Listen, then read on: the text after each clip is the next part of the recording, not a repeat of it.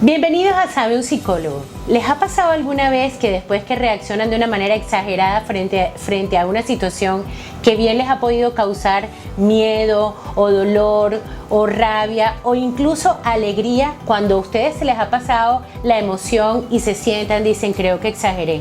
A veces desde la rabia podemos pegar gritos o podemos ser ofensivos cuando estamos contestando. Desde el miedo a veces podemos ponernos a llorar o paralizarnos, que es muchas veces la reacción más típica que podemos conseguir, y a veces nos angustiamos frente a cosas que pueden ser inofensivas. Bueno, esto se debe a que cognitivamente podemos estar malinterpretando los estímulos emocionales que provienen desde el exterior. Los seres humanos traemos de manera innata cuando nacemos 5 emociones básicas. Poco a poco vamos desarrollando otras, pero desde que somos bebés podemos ver con facilidad a un bebito tener miedo, tener dolor, tener rabia, sentir amor o sentir alegría. Dependiendo del intercambio afectivo que haya entre el bebé con sus cuidadores, con sus adultos importantes, el bebé en la medida que va creciendo puede ir aprendiendo a sobre reaccionar a estímulos. Por ejemplo, es muy frecuente escuchar a los papás decirle: si no te portas bien te van a inyectar. Entonces vamos condicionando al bebé a tener más miedo del que debería frente a una situación que sabemos que le va a pasar repetidas veces en su vida, como recibir una inyección. O a veces escuchamos cosas como: te va a salir la cucaracha si te metes por allí, y entonces tenemos adultos que reaccionan de una manera desproporcionada frente a un insecto que realmente no puede hacerle daño.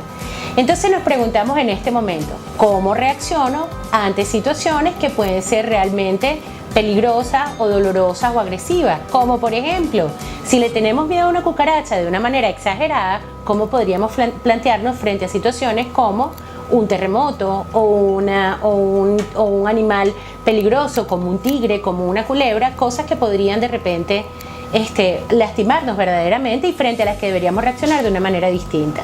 Entonces les voy a poner un ejemplo para que empecemos a utilizarlo como adultos primero en nuestra cotidianidad, y después podamos ir enseñando a nuestros niños a reaccionar de manera adecuada frente proporcionalmente hablando, frente al estímulo que está percibiendo. Por ejemplo, vamos a poner, digamos, una tabla donde vamos a contar estas 5 emociones: miedo, dolor, rabia, amor y alegría. Vamos a decir que solamente podemos experimentarla en 5 niveles: 1, 2, 3, 4 y 5, siendo 1 el menos intenso y 5 el más fuerte. Hagamos un experimento y vamos a tomar algo que usamos con mucha frecuencia en las conferencias: las cucarachas. ¿Qué emoción le genera una cucaracha? La gente suele decir miedo. Digo yo, del 1 al 5, ¿cuánto?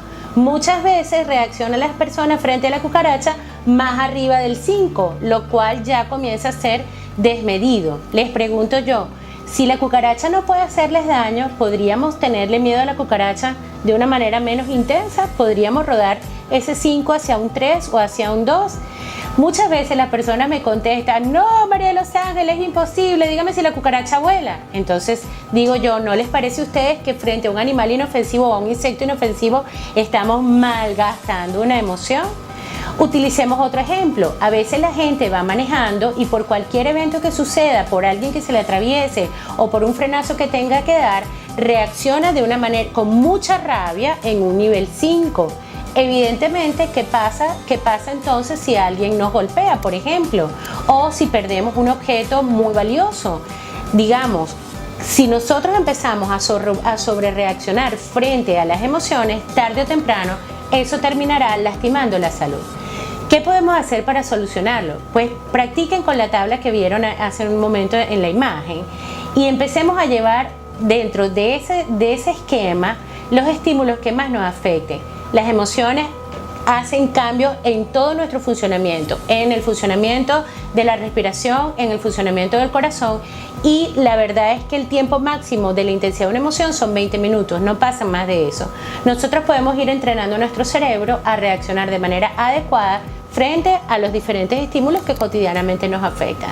Si usted tiene una dificultad con una persona, piense por un momento antes de explotar si esa rabia que usted está experimentando puede ser movida a un nivel más bajo. A veces habrá que reaccionar en 5, pero no siempre podemos llorar por todo en 5, pelear por todo en 5, asustarnos por todo en 5, y tampoco es buena idea alegrarse exageradamente por todas las cosas, porque inclusive la alegría, si tomamos decisiones experimentándolas, pues podemos equivocarnos. Les doy una última recomendación para cerrar la idea. Frente a la rabia, lo mejor que podemos hacer es alejarnos de los otros y aislarnos, esperar los 20 minutos a que pase y entonces podemos arreglar la situación. Frente al miedo, la gente quiere que le hable, es decir, si usted está experimentando miedo frente a una cucaracha, sería interesante que alguien le dijera: recuerda que la cucaracha no te puede lastimar.